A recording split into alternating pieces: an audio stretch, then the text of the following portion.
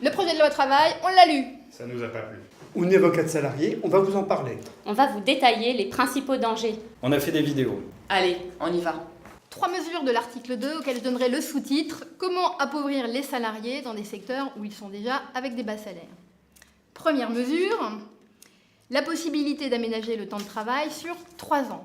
Le principe à l'heure actuelle, c'est quoi? C'est que quand vous effectuez des heures supplémentaires, c'est-à-dire au-delà de 35 heures, elles vous sont payées à la fin du mois.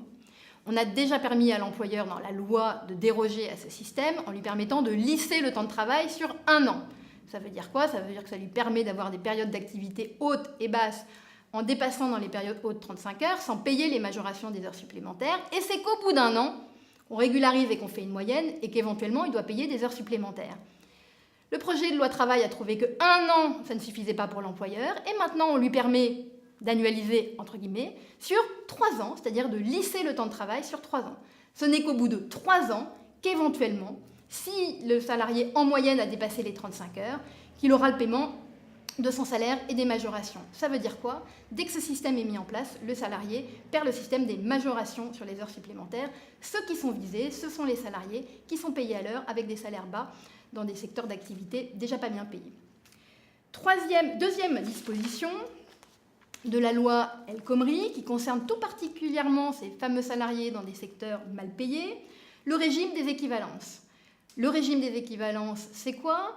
C'est permettre à l'employeur de payer un salarié non pas pour l'intégralité de son temps de présence dans l'entreprise, mais pour un temps moindre, parce qu'on considère, on va donner l'exemple des employés de maison, certes vous êtes présent pendant 10 heures, mais pendant 10 heures vous ne travaillez pas, il y a des moments où vous pouvez vous reposer, vous avez des périodes, on va dire, de faible activité. Donc on vous paye pour un temps de présence inférieur au temps, on paye pour un temps de travail inférieur au temps de présence que vous avez. Comme c'est quand même un régime extrêmement peu favorable aux salariés, une garantie existe dans la loi actuelle, à savoir que ça ne peut être prévu pour les secteurs d'activité que si c'est mentionné dans un décret. Le projet de loi travail supprime cette garantie. Désormais, une convention ou un accord de branche pourra prévoir de recourir au système de heures d'équivalence. Troisième mesure de la loi travail, la question de l'articulation entre l'accord d'entreprise et l'accord de branche.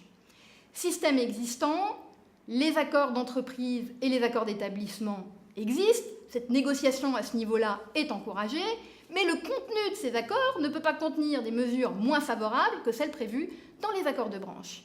Fini ce principe dit principe de faveur dans la loi travail.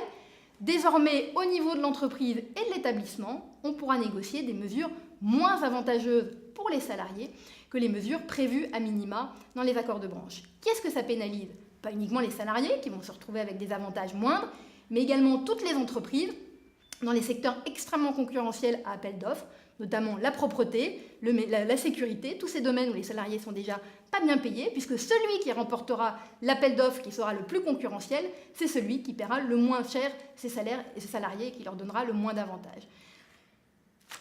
En gros, c'est la prime à celui qui paye le moins bien.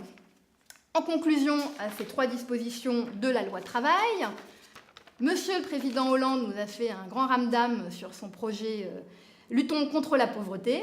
C'est à quoi on a envie de lui répondre. Il existe déjà des pauvres, on n'est pas obligé d'en créer d'autres.